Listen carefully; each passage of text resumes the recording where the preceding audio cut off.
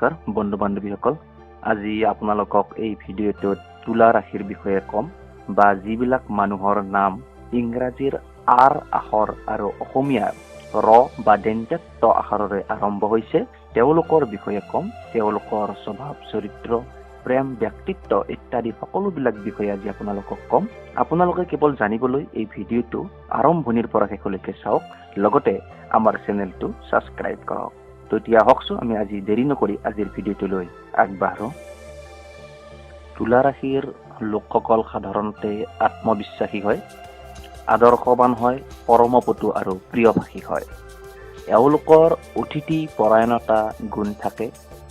এওঁলোকে কিবা এটা হ'লে সহজতে উত্তেজিত নহয় আৰু এওঁলোকে দুৰ্নীতি একেবাৰে ভাল নাপায়।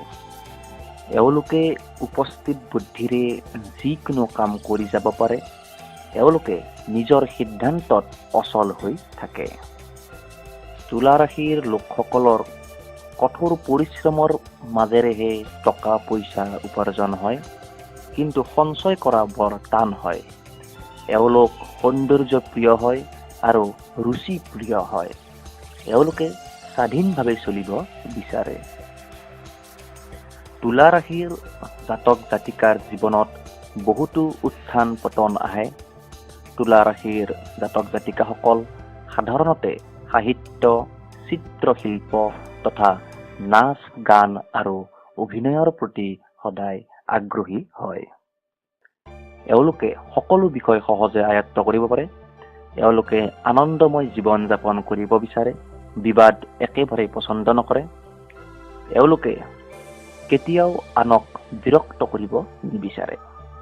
তুলা ৰাশিৰ জাতক জাতিকা সাধাৰণতে উচ্চাভিলাষী আৰু ভোগবিলাস প্ৰিয় হয়। এওঁলোকৰ নতুন সাজ পোছাক, অলংকাৰ, ঘৰ দুৱাৰ ইত্যাদিৰ প্ৰতি বহুত ৰাপ থাকে। এওঁলোকৰ গাড়ী, মোবাইল ইত্যাদিৰ প্ৰতি দুৰ্বলতা থাকে।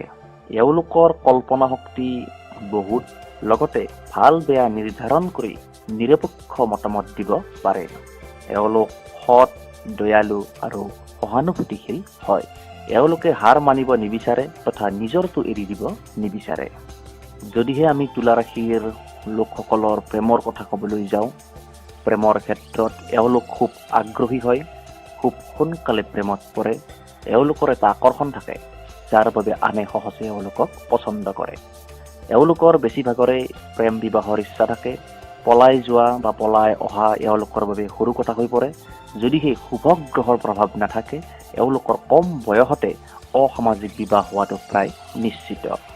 তুলা ৰাশিৰ লোকসকলৰ বিপৰীত লিংগৰ প্ৰতি আকৰ্ষণ বেছি থাকে। যদিহে বেয়া গ্ৰহৰ দ্বাৰা এওঁলোক দৃষ্ট হয়, এওঁলোকৰ চৰিত্ৰৰ পৰিৱৰ্তন আহিব পাৰে। এওঁলোক শিল্প কলা তথা সৌন্দৰ্যৰ প্ৰতি আগ্ৰহী হয় আৰু সুপ্ৰেমিক হৈ দেখুৱাব পাৰে। বন্ধু বান্ধৱীসকল, আশা কৰিলো আপোনালোকে ভিডিঅ'টো ভাল পালে। যদিহে ভিডিঅ'টো ভাল পালে তেন্তে আপোনালোকে প্লিজ লাইক, কমেণ্ট, শ্বেয়াৰ কৰক।